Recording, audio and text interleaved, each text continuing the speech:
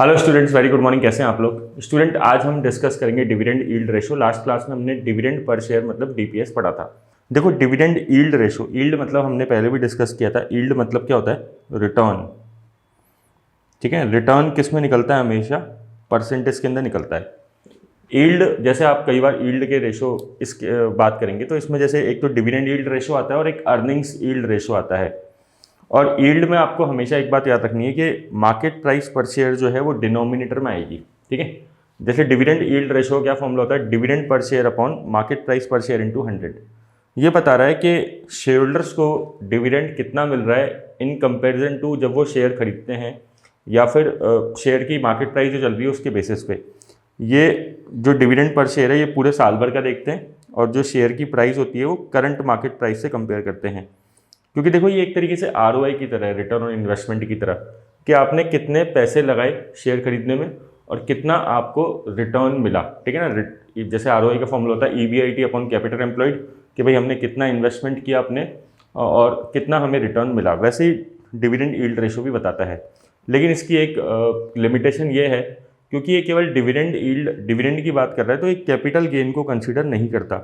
क्योंकि शेयर जब बढ़ता है तो वो भी तो एक इन्वेस्टर को फ़ायदा होता है ना। 2000 का शेयर अगर 2500 का हो जाएगा तो ये भी तो शेयर होल्डर के लिए फ़ायदा है, तो वो चीज़ इस चीज़ को कंसिडर नहीं करता। अब थोड़ी सी और एक दो बातें और करते हैं इससे रिलेटेड। देखो, फाइनेंशियल मैनेजमेंट का जो मेन ऑब्जेक्टिव होता है वो होता है to maximise the shareholder wealth. अपन को पता है कि शेयर की प्राइस को बढ़ाना, उसके लिए फाइनेंशियल मैनेजमेंट में फाइनेंस मैनेजर जो होते हैं वो 3 तरह के डिसीजन लेते हैं। इन्वेस्टमेंट डिसीजन मतलब पैसा कहाँ इन्वेस्ट करें, फाइनेंसिंग डिसीजन मतलब जो पैसा इन्वेस्ट कर रहे हैं वो आएगा कहाँ से, डेट या इक्विटी से, और जब कंपनी पैसा इन्वेस्ट करके रिटर्न कमाएगी तो उस पर कंपनी डिविडेंड पे करे या नहीं करे। ठीक है ना? डिविडेंड पे और नॉट। ठीक है, और ये सब चीज़ें जो है, ये सारे डिसीजंस किसके बेसिस पे लिए जाते हैं? क्या इसमें मेन मोटो क्या रहता है कि शेयर की प्राइस जो है वो बढ़नी चाहिए।